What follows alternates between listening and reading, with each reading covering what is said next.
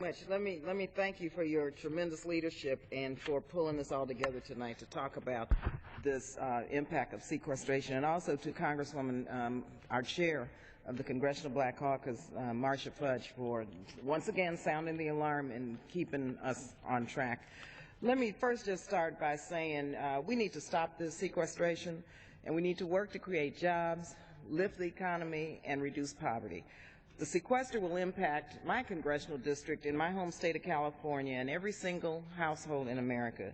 It will push 750,000 Americans into the unemployment line and slow our entire economy.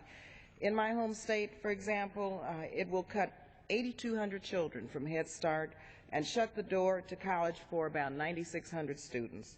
Additionally, 600,000 to 775,000 eligible low-income women and children who they're going to be denied nutritional assistance because they are going to be cut from the WIC program.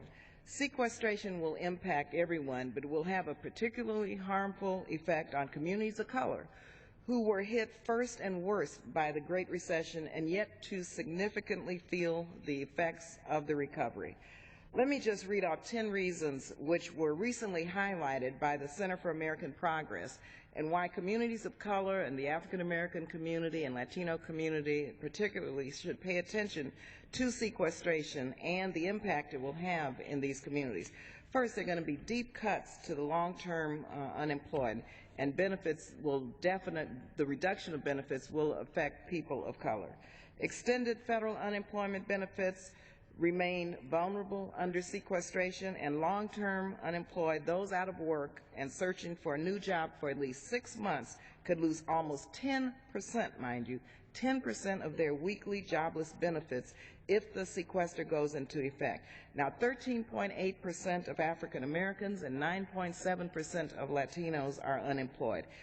And worse than that, 40% of unemployed Asians, 38% of African Americans, and 28% of Latinos have been unemployed for more than 52 weeks.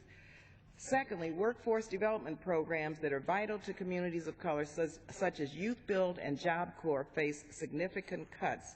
Youth Build is a program that connects low-income youth to education and training, and it could be cut about 8%. Cuts to critical job creation programs such as Build America Bonds are also on the chopping block. This was created in 2009 and provides incentives for infrastructure investments through the tax code. Fourth, federal budget cuts under sequestration would quickly mean cuts to federal, state, and local public sector jobs, which disproportionately employ women and African Americans. In 2011, employed African Americans comprised 20% of the federal, state, and local public sector workforce, and women were nearly 50% more likely than men to work in the public sector. Early child care funding could be cut by more than $900 million, impacting thousands of children of color who benefit from these programs. Programs that directly help the most vulnerable families and children, such as I said earlier, WIC, they're threatened by sequestration. Federal education funding will disproportionately hurt students of color. If sequester goes into effect in the way it has been designed, nearly $3 billion would be cut in education alone, including cuts to financial aid for students and to programs for our most vulnerable youth. Cuts to medical research put patients at risk. The National Institute of Health would lose $1.5 billion in medical research funding, meaning fewer research projects would be aimed at finding treatments and cures for diseases such as HIV, AIDS, cancer, and diabetes, all of which are among the leading cause of death for African Americans. Since 2010, funding for housing has been cut by $2.5 billion, meaning any additional cuts would significantly hurt low-income families and communities. Many housing programs such as Section 8, these housing vouchers provide housing for low-income families for affordable housing in the private sector. And finally, as the nation continues to endure a cold winter, programs such as the Low-Income Energy Assistance Program, which helps bring down the cost of heating for low-income households, are critical. And let me just ask if I could have unanimous consent to put a New York Times article in the record, Mr. Speaker.